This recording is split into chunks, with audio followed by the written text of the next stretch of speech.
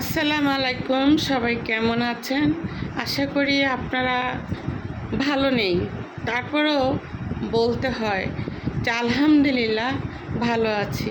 কারণ আমাদের উত্তরার যে স্কুলের বাচ্চাদের যে দুর্ঘটনা প্লেনের হলো, এজন্য আসলে আমরা সবাই কেমন একটা আতঙ্কর ভিতর হয়ে গেছি।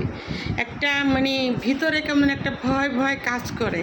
আমাদের বাচ্চাদের এখন স্কুলে দিতে গেলে ড্রেসটা যখন পরাইতে যাই তখন এত কষ্ট লাগে, এত খারাপ লাগে।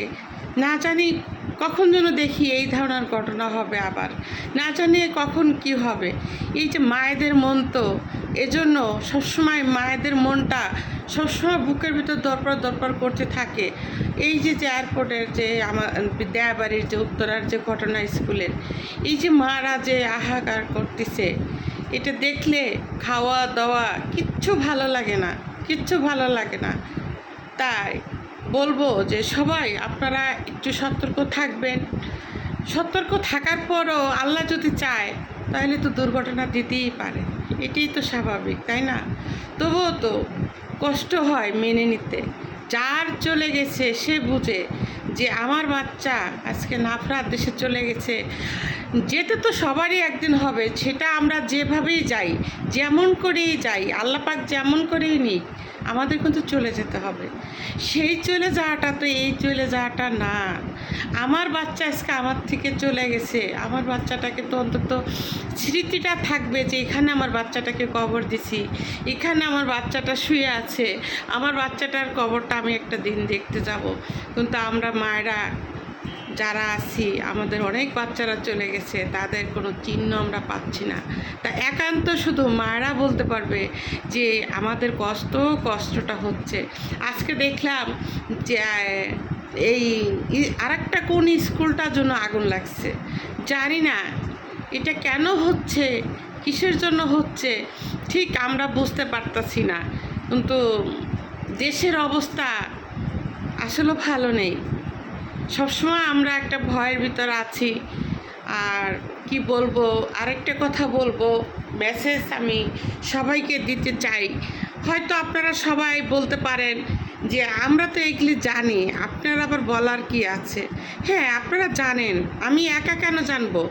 বাংলাদেশে এত কোটি মানুষ, 17 কোটি মানুষ, কিন্তু তার ভিতরে তো আমি ক্ষুদ্র একটা মানুষ, তাই না? আমি কিবার জানি, কিন্তু যতটুকু জানি আল্লাহ পাক বলছে তুমি যা জানো তা অন্যকে শেখাও, আর অন্য যা জানে তা তুমি শিখো।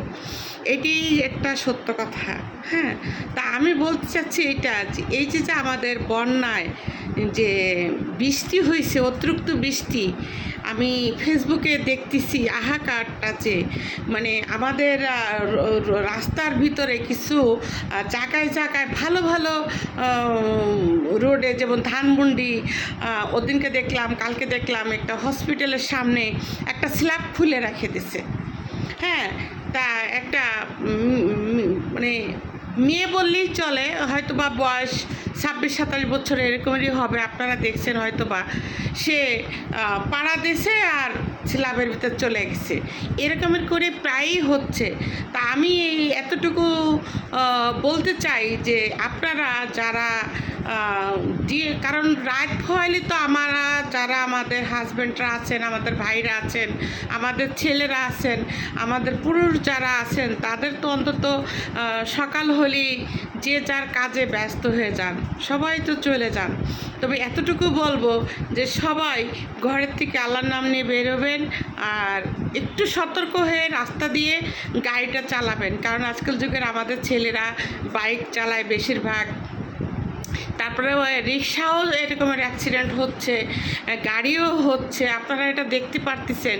কিন্তু যখন যে জায়গাটা পানি বেশি, অন্তত সেখানে অন্তত আপনারা একটু আগে ট্রাই করে নেবেন, একটু দেখে নেবেন, সতর্ক হয়ে চলবেন, যে আপনারা যেন কোনো গাড়িটা ডেবে না যায়, অথবা স্লিপ করে কোনো মানুষ, একটা স্ল্যাব, এত বড় বড় স্ল্যাব, সেই স্ল্যাবের ভিতরে একটা মানুষ পড়ে গেলে ধরে রাখার মতন কোনো কায়দা নেই। তার কারণ পানির স্রোত এত দূরত্বভাবে যে যায়, যে একটা মানুষ পড়ে গেলে সেই মানুষটাকে কখনো ধরে রাখা যায় না। তাই আসলে ফেসবুকে যখন ঢুকি তখন কি রান্না করব আর কি খাবো আর কি করব তখন মাথা নষ্ট হয়ে যায়, তখন আর ভালো লাগে না। তা আমি আবারও সবাইকে বলতেছি, আসলে আমার ভিডিওটা বড় হয়ে যাবে। আমার সকল কলিজার ভাই বোনকে বলছি, আমার ছেলে মেয়েদের বলছি, সবাইকে, যে আপনারা অন্তত এই বৃষ্টির ভিতরে যে জায়গাটা পানি বেশি আছে রাস্তার উপরে, একটু হাঁটবেন সাবধানে। গাড়িতে চললে গাড়িওয়ালাদের বলবেন যে একটু স্লোভাবে যেন গাড়িগুলি চলে, অথবা যতটুকু পারেন সতর্কভাবে আপনারা চলবেন। আসলে করে যে কপালে যা লেখা আছে তার বেশি তার আমরা পাবো না। যার মৃত্যু যেভাবে আছে সেভাবেই হবে, এটা কেউ আমরা ঠেকাইতে পারবো না। তবুও আমরা সতর্ক থাকার জন্য চেষ্টা করব। আর আমি ভিডিওটা বেশি বড় করতে চাচ্ছি না, সবাইকে বলতেছি যদি আমার কথার ভিতরে কোনো ভুল ত্রুটি হয় আপনারা ক্ষমা করে দিবেন। ভুল ত্রুটি হতেই পারে, কারণ আমি তো মানুষ, কারণ সবার উপরে মানুষ, আর মানুষ হতেও আর কিছু থাকে না। তাই এটুকুই বলবো যে আপনারা একটু সতর্ক থাকবেন। আবারও বলছি, যদি আমার কথার ভিতরে ভুল ত্রুটি হয় আপনারা আমাকে ক্ষমা করে দিবেন, কারণ আমাদের তো কথা বলতে গেলে একটু ভুল হতেই পারে, তাই না?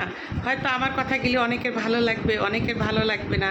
হ্যাঁ, তারপরেও বলি যে আপনারা সবাই ভালো থাকেন সেই কামনা করি, কারণ আমরা সবসময় চিন্তায় থাকি আমাদের ছেলে মেয়ে সবাইকে বলছি, শুধু যে আমার ছেলে মেয়ের কথা বলছি ঠিক না, বাংলাদেশে যত ছেলে মেয়ে আছে, আমার ভাই বোন যারা আছে সবার জন্যই চিন্তা করতেছি।